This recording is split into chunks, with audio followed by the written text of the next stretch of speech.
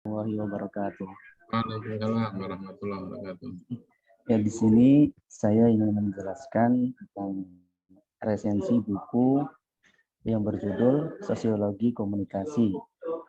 Penulis buku Profesor Dr. Najibur Rahmanin, SOS MSI. Nah, buku ini diterbitkan oleh Kencana Pranada Media Group. Buku yang saya resensikan ini edisi pertama, Ustaz. Jadi buku lama. Buku ini kalau buku yang saya resensi ini mempunyai 13 bab. Kalau buku yang baru kan itu ada 14 bab, Ustaz. Tapi yang saya resensi ini ada 13, buku yang lama. Ya. Terus babnya apa saja? Untuk babnya,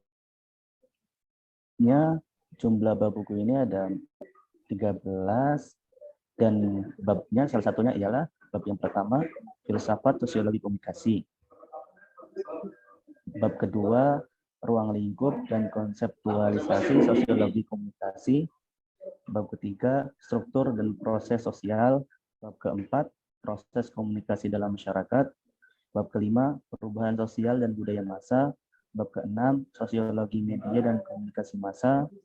Bab 7, masyarakat cyber. Yang bab ke-8, realitas media dan konstruksi sosial media massa. Bab ke-9, paradigma keilmuan dan teori komunikasi. Bab 10, penelitian komunikasi. Bab 11, efek media massa.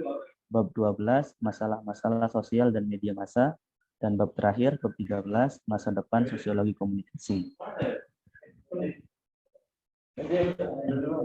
Nah, untuk itu saya mendapatkan resensi buku yang bab ke-8, realitas Halaman ya.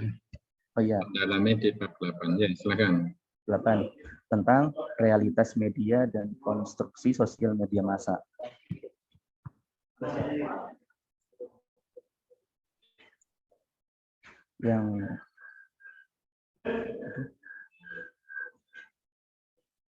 Yang pertama ini tentang diskursus realitas sosial. Nah, realitas sosial itu tidak berdiri sendiri tanpa kehadiran individu, baik di dalam maupun di luar realitas tersebut.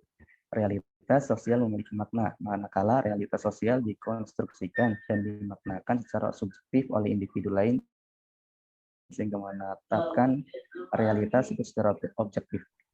Individu mengonstruksi realitas sosial dan merekonstruksikannya dalam dunia realitas. Memantapkan alita itu berdasarkan subjektivitas individu lain dalam institusi sosialnya. Yang dimaksudkan di sini adalah realitas sosial itu tidak bisa berdiri sendiri, sama seperti manusia itu tidak bisa berdiri sendiri. Artinya manusia adalah makhluk sosial yang mana manusia itu membutuhkan orang lain. Nah, ini diterapkan dalam kehidupan nyata, maka adalah diskursus realitas sosial sebagai penjelasannya. Untuk yang B, konstruksi sosial sebagai ilmu filsafat. Nah, istilah konstruksi sosial atau realitas menjadi terkenal oleh Peter Berger dan Thomas Luckman melalui bukunya yang berjudul The Social Construction of Reality, A Treatise in the Sociological of Knowledge. Ia menggambarkan proses sosial melalui tindakan dan interaksinya, yang mana individu menciptakan terus-menerus suatu realitas yang dimiliki dan dialami bersama secara subjektif. Nah, istilah ini disebutkan atau telah dikenal oleh Peter Berger dan Thomas Luckman. Mereka adalah salah satu filsafat atau ilmuwan yang dari barat yang sering menyebutkan ilmu sosial ini sebagai filsafat. Nah, dalam sejauh ini ada 3 macam konstruktivisme radikal, konstruktivisme realisme hipotesis, dan konstruktivisme biasa. Nah, yang C, konstruksi sosial media massa, kritik terhadap Berger dan Luckman. Untuk Berger dan Luckman juga mereka mempunyai kritikan terhadap media sosial. Tahapan pertama yakni ada tahap konstruksi sosial media massa. Posisi konstruksi sosial media massa adalah mengoreksi substansi kelemahan dan melengkapi konstruksi sosial atas realitas dengan menempatkan seluruh kelebihan media massa dan efek media pada keunggulan konstruksi sosial media massa atas konstruksi sosial atas realitas.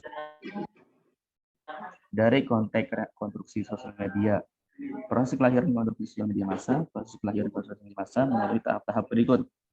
Nah, media massa sendiri itu mempunyai tahap-tahapnya. Yang pertama itu menyiapkan materi, tahap sebaran konstruksi, tahap pembentukan konstruksi, dan tahap konfirmasi.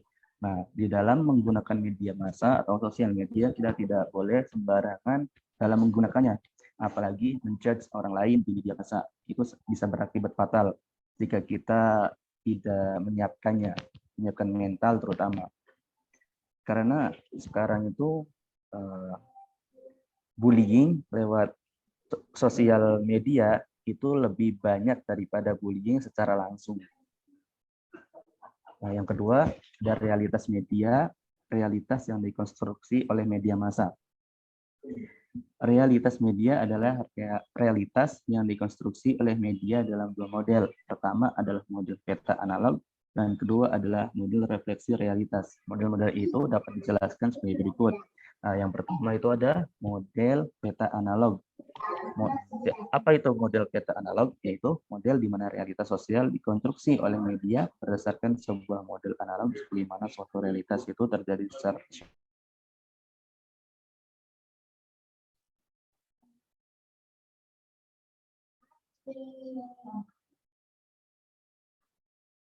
Yang realitas tadi sudah belum?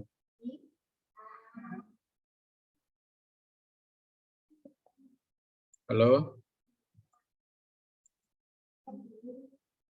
Halo Muhammad Abadi, hilang? Mencelat ya ini Muhammad Abadi? Hilang Muhammad Abadi?